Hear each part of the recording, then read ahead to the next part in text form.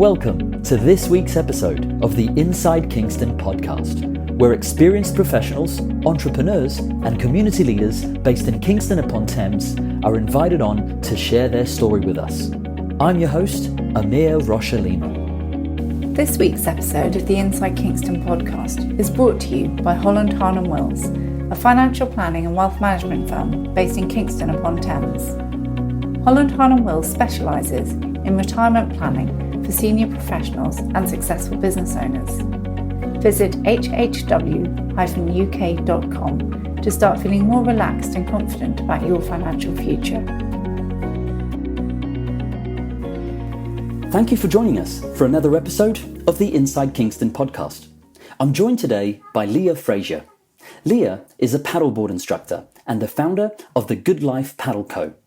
What's unique about Leah is how she manages her paddleboarding business alongside her full-time career as an interior architect, transforming what was initially a passion project into a bona fide business. And be sure to listen to the end, where Leah shares with us why she believes that exposure to the beauty of nature on the Thames and its calming influence, combined with gentle exercise on a paddleboard, can be a real boost to your mental health. So whether you're interested in knowing more about paddleboarding or would like to know more about what it takes to run a successful local business, then I hope you enjoy this episode of the Inside Kingston Podcast.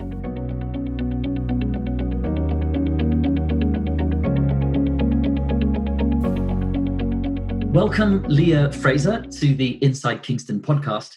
Leah, I'm really excited about this conversation because I first came across stand-up paddleboarding during a trip to the northeast of Brazil.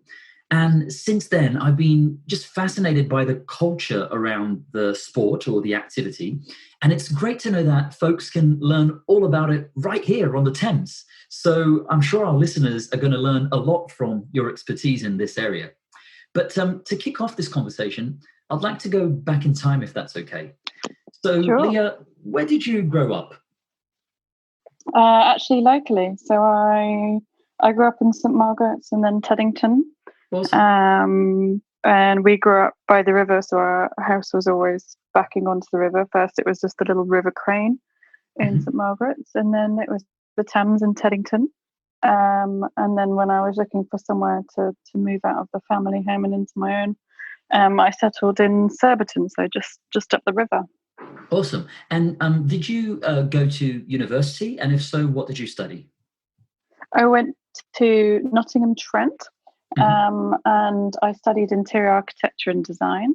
Awesome. And that's my other job is interior. I'm an interior architect. And could you tell us a bit about your career journey to date? Sure. My traditional career as such is in interiors, so I've been following that for 12 years now, I think. And I work for companies in London, and I work in residential, quite high-end interiors, which is a million miles away from what I do with my own little business, which I set up 2 years ago. And I had a few months off from my normal day job in interiors, and during that time I trained up to become a paddleboard instructor. Oh, that's awesome. And I wasn't entirely sure what I was going to do with it at the time. It was more, I thought it would be a great way of furthering my skills, and even if I didn't do anything with it, I'd still gain a lot from it, and it would be this sort of fun paddleboarding retreat, which it wasn't. It was seriously hardcore.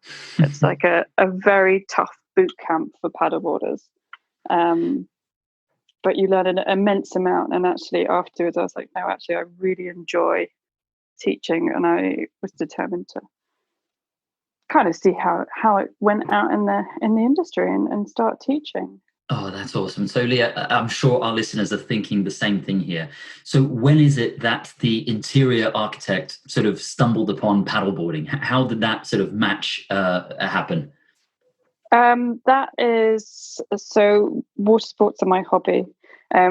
Because we've always lived by the water, my granddad used to teach boating navigation. My whole family's quite boaty. not in a kind of traditional sailing sense, more in the sense that we always had kayaks growing up. I was in rowing teams and part of canoe clubs as a kid. Summer camp, I would go to Thames Young Mariners, which is all kind of water sports based. So the water's in our blood, effectively. We're a family of fishers. Amazing. Yeah, so paddleboarding was just a new water sport for me to try. And I discovered it about 7 years ago now.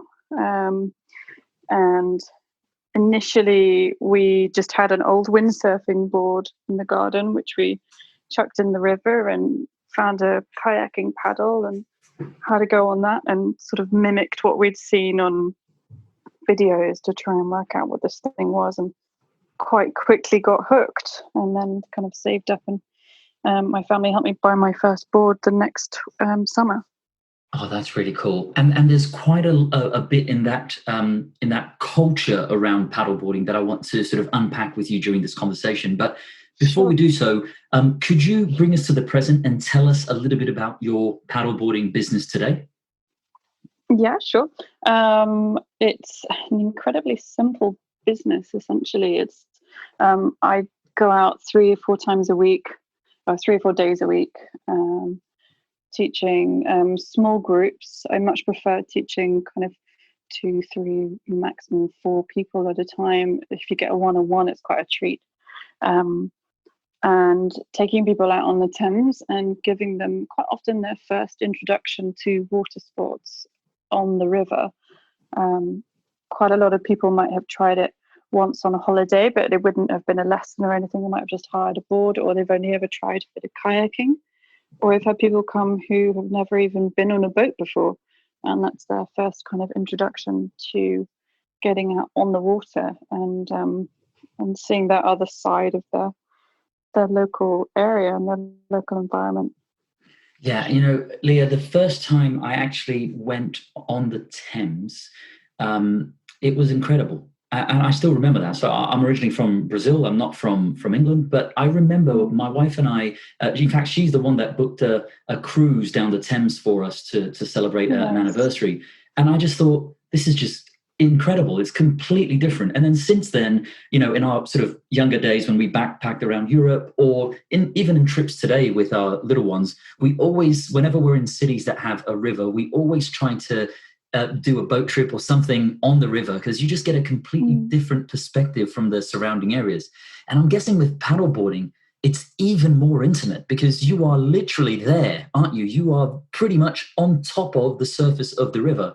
Could you tell us a little bit about what you get to see, some of the wildlife that you encounter? Yeah, so the nice thing about paddleboarding is, as you say, you're very close to the water. You're only an inch or 2 above it. So, quite often you're splashing your feet and your feet are getting a little puddle of river water. And the nice thing about paddleboard is they're an incredibly quiet boat. So there's no engine noise. The paddles are very quiet. You don't get the kind of the roller sound from the seats on a rowing boat. So we're quite silent watercraft, which means that the birds around don't run away from us. So you get quite close. So this morning we had a cormorant swimming alongside us. Wow. And it's quite nice because you get close enough that you can actually see them diving under the water to catch the fish and then coming up and eating their snack. We get really close to the herons because they're often tucked into the trees fishing on the riverbanks, and because we stay close to the riverbanks for safety, it means that we get to see that wildlife quite close up. And obviously we've got lots of ducklings as well at the moment, and the nice thing about my job is that I get to kind of keep an eye on the local ducklings and see how they're growing up and checking that they're all okay. So it was nice for me to spot a duckling this morning who I was worried about last week. She didn't have any siblings and it was just one mallard and a duckling, but I spotted her today looking nice and healthy and nice and big and strong. So it's good to kind of feel like you're part of the local wildlife community as well. Yeah, absolutely. And again, for my own benefit and that of our listeners who are perhaps not so much in tune with the environment on the Thames as it stands, what's the water like nowadays, Leah? There's a big misconception about the river, and part of what I like about my job is kind of educating people a little bit about the water, and trying to dispel those myths that, the Thames is this really dirty, murky water. It's actually beautifully clear. At the moment, you can see about 3 or 4 foot down. By September, it's even clearer, and you'll be able to see about 6 foot down. And it's full of plants and wildlife and fish. It's actually one of the cleanest city rivers in the world. And also, we have an amazing local community of wild swimmers who use it every day. So we had a couple of swimmers this morning who we were chatting to, because we're so lucky that our stretch of the river is just so beautifully clean and healthy. There's this amazing ecosystem under the water, which actually helps keep it even cleaner, because it's full of plants that are filtering the water. That's really interesting. Really, really interesting. Just sort of talking of paddleboarding a bit more, it doesn't take much Googling to see that there's obviously a variety of different practices that can happen on a paddleboard. And in doing some research for this conversation, Leah, I saw that you bring some of these different disciplines to obviously the folks that you train and that decide to go out with you, even if it's just for a bit of fun with the family too. So could you tell us a little bit about the work you do, for example, on meditation exercises that can be done on the board, or yoga exercises, and also how you bring in sort of an extra consciousness around the environment? Because I think you even offer people the chance who are interested in actually helping sort of unlitter the river along the way as well. Is that right? Yes, that's right. So when I first set up the company, I didn't want to. For me, I was quite an experienced paddleboarder, and I thought, well, how do you make an offering for people who have done it before? And so I introduced these other offerings, which are things like you can do a fitness session on the board, or we go out and we do sprints, and we'll do little exercises like sit-ups and stuff, which is great on a paddleboard because you have that balance element. And then you get the more relaxed sessions where we'll do a bit of yoga on the board. So we'll go out for a paddle, find somewhere nice and calm, and we'll go through a yoga sequence, which it's not your traditional yoga. It's much more giggly. It's very funny because as you're doing your flow, you actually start to move the boards. They start to pick up a little momentum as you flow through your movements. So you end up sort of floating along the river, and you might bounce into the bushes and stuff, and everyone has a good laugh. So it's a very laid back kind of yoga, which actually is lovely because you walk away on a real endorphin high from it. And the sequence is adapted because I'm not going to go and ask someone to go and do a tree pose and stand on one leg on a paddleboard. You have to kind of put together sequences where it's all about keeping your stability nice and low, where you're kind of keeping your balance central to the board, and you have to move quite a bit slower. So you have to really focus on your breathing, and really think about how you're moving your body so that you don't literally topple yourself off the side of the board.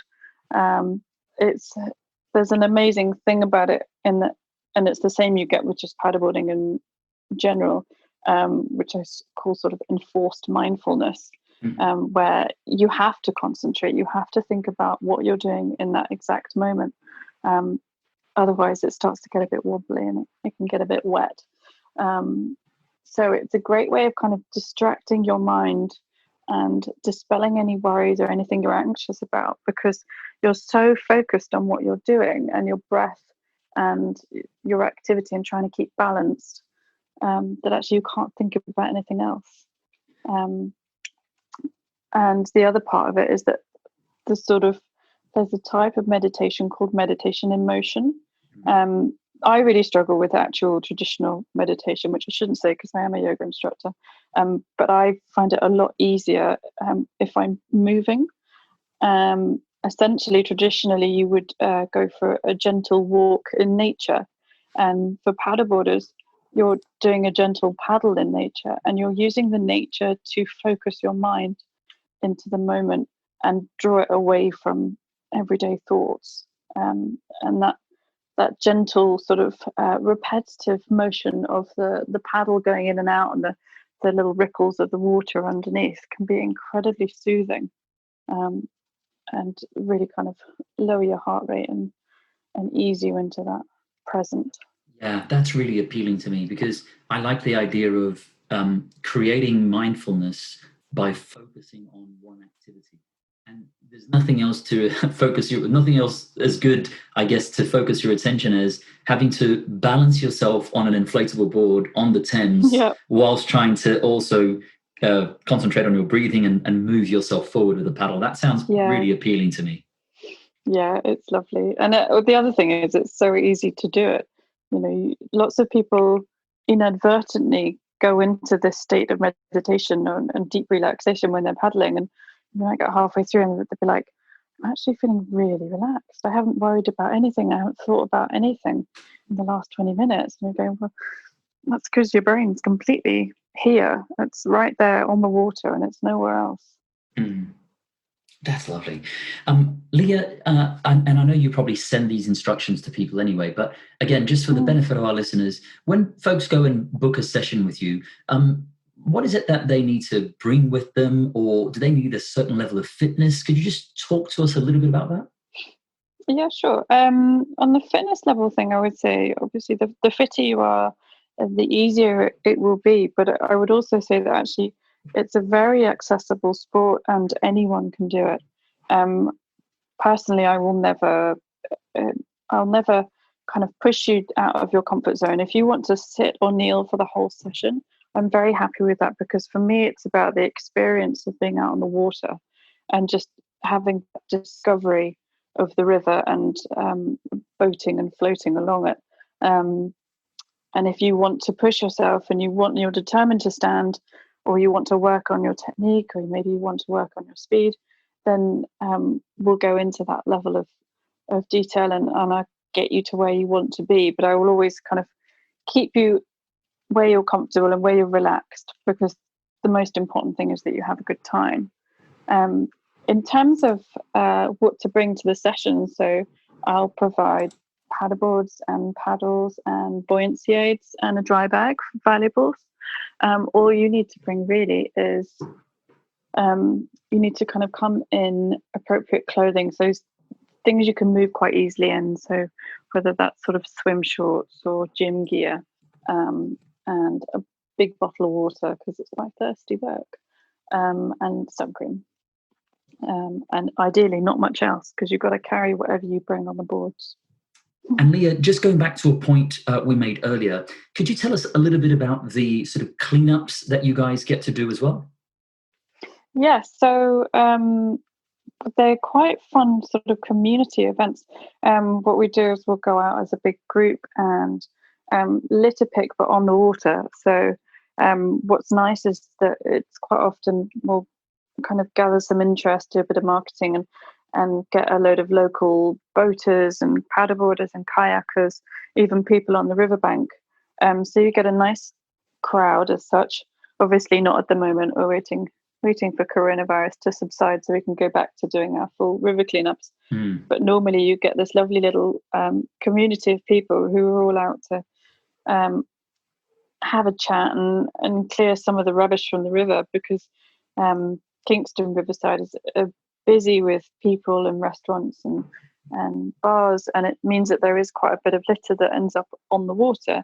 And luckily for us, most of it floats, so it's very easy to paddle along and scoop it up, and we keep them on the boards and bags, and then at the end we'll take it off and we'll recycle as much as we can. I bet you've seen some interesting bits and bobs, haven't you? Yeah, we've seen. The one thing I see the most of is tennis balls.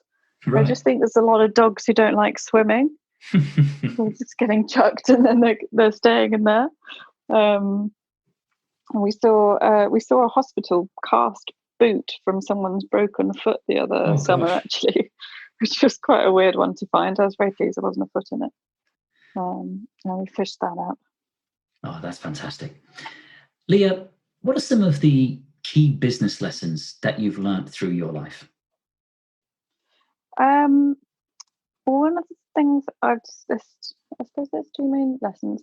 One of them is adapting. So this year, regardless of coronavirus, I've had to adapt quite a bit to the demand. So last year, I could do lots of varied sessions, and lots of people wanted different things. But this year, there's such a high demand for paddleboarding from new people who've never done it before. I've had to adapt the sessions. So the sessions there's a lot more beginner sessions this year, and also shorter sessions, because I've discovered that if you've never done the sport before, it's very physical. You're using your whole body, and it can be quite tiring. So I've developed shorter sessions to enable people to come out and really give it all their energy and not feel knackered by the end of it, but just feel like they've had a nice workout. Because the last thing I want is people to go out and think, oh, I'm really tired and we're a long way from the bank. So adapting to demand has been quite an important lesson this year. And then the other lesson I've learned, which is, so in my other job in interiors, your mind is your currency. So your mind, your brain, your creative power is your valuable asset. But with sports fitness and sports instructors, actually your energy, your physical energy is your asset. So you have to learn to guard that quite well, and you have to learn to optimize your energy and really see it as that's your most precious commodity, and be conscious of resting and forcing yourself to rest on the days when you're not teaching, so that you've got that energy for when you need it. It's quite a high energy job, and I want to give it my all when I'm out there. So learning to have time out when I'm not using my arms effectively. That's fascinating. Saving myself for the paddlers. Yeah, well, I was just going to say, Leah, that's fascinating that also the way you've been constructing your career over the years, of course, with your main your main profession, sort of at least up until now, being architectural, interior design, sort of very creative, very brainy type work, and then the paddleboarding being, of course, it requires still a massive element of dexterity, but it is more about energy and physicality, and how you've seen that yin and yang be important in different aspects of your life. I find that really interesting. It's a lovely balance, or at least because I do evening sessions after work, and I'll have had a day of using my brain on the computer, and then in the evening it's lovely to go and really use your body and have that balance between the two. I mean, there's a lot of mental energy that goes into the paddleboarding as well, because as an instructor you're extremely alert the whole time. You have to be kind of hyper conscious of what's going on around you and what your students are doing and what's happening on the river, just to keep everyone safe and enjoying themselves. So your brain doesn't really switch off at all, but it is that physical element, which is that lovely balance between the two jobs. When you look back at your career journey to date, what are you most proud of? Just doing it, actually. Just not least because I didn't start with a plan, which is a terrible thing to say, but it's true. I just set out and had a go, and I thought, well, this is really interesting and I'm really enjoying this, and I just kept going with it. And there's plenty of days when I feel very overwhelmed by it, the way that it grows and it gets very busy, and it takes up a lot of time running your own business, because you're everything. You're the marketing, you're the sales, you're the PA. You organise it all, and you're the person who's doing the instructing, and just keeping calm about all of that, and just learning to manage all those things and keep going, and just reminding yourself that actually, no matter how overwhelming it can get, it's still a really, really fun job, and it's totally worth it. Yeah, that's really cool. What next for you and your business? Are there any projects in the pipeline that you can tell us about? The biggest challenge for me next is to try and find a fixed physical base by the water, which I've already spent a year looking for. It's incredibly difficult to gets kind of a riverside base, which would allow you to have more boards and increased capacity. And that will be the biggest asset to the business in growing. So that's something I'm always on the hunt for. And then also, hopefully next year, I want to start doing retreats. But there'll be local retreats, because I think it's really important that there's a sense of escapism without having to drive 4 hours away from home. So, things like being able to offer busy mums a day retreat that's near home, and still giving them the sense of they've had an amazing kind of day away from ordinary life and being completely rejuvenated by it. That sounds really, really cool. As we start to wrap up, I'd like to ask you a few quick fire questions that our listeners are always interested in. So, Leah, in fact, I'm looking forward to this question to you. What do you do to relax outside of the offices that you are, the different hats that you wear? If it's peak season like now, then it won't be paddleboarding.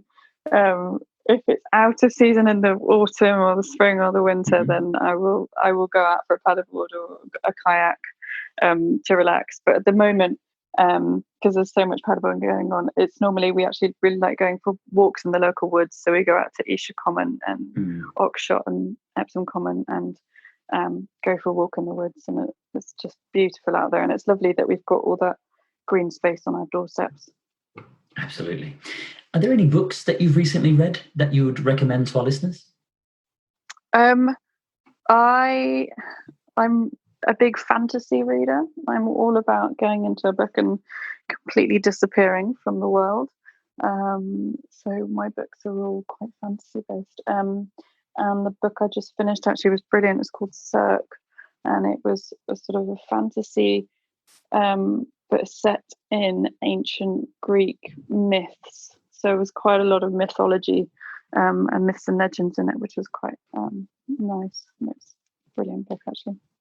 Excellent. And are there any movies or TV shows that you've recently watched that you'd recommend to our listeners? So I recently watched, I think it's on Netflix, it's called Unstoppable, and it's about Bethany Hamilton, she's a professional surfer. Some people probably know the story of her, might not know her name. So she was in a shark attack as a child, and she lost one of her arms to the shark, but she survived. And it's a documentary all about her career and life as a professional surfer, who's only got one arm, because she got straight back into it. And it's just incredible to hear her story, and also watch her. There's shots of her as a pregnant one-armed surfer surfing better than anyone I've ever seen surfing. It's phenomenal. She's unstoppable, literally. Wow, that sounds fascinating. That's gone straight onto the to watch list and right at the top as well. So thanks for sharing. Yeah, that's okay. Finally, where can people go to find out more about you and your business? There's a website, goodlifepaddle.com, or Instagram's a really good place to find me because I'm quite active on that. Good Life Paddle Co. on Instagram. And also, if anyone has their own board and has just questions about paddling or safety and the river, they're always welcome to send me questions. I'm always happy to answer. And for the benefit of our listeners, I'll make sure that I add these resources to the show notes. Leah, thank you for joining us here on the Inside Kingston podcast. It's been a pleasure getting to know your story. Thanks for having me. It was lovely. That wraps up another episode of the Inside Kingston podcast. Make sure to check out our guests' website, pay them a visit, and help spread the word about what they're doing. If you have any questions or know someone who should be a guest on the show, please feel free to get in touch. I would also love it if you could go to iTunes and leave us a review and a 5-star rating. We work hard to bring on some great guests, and getting a review from you is one way to help the podcast rate well on iTunes so that others can find and enjoy the show too. Thanks for listening.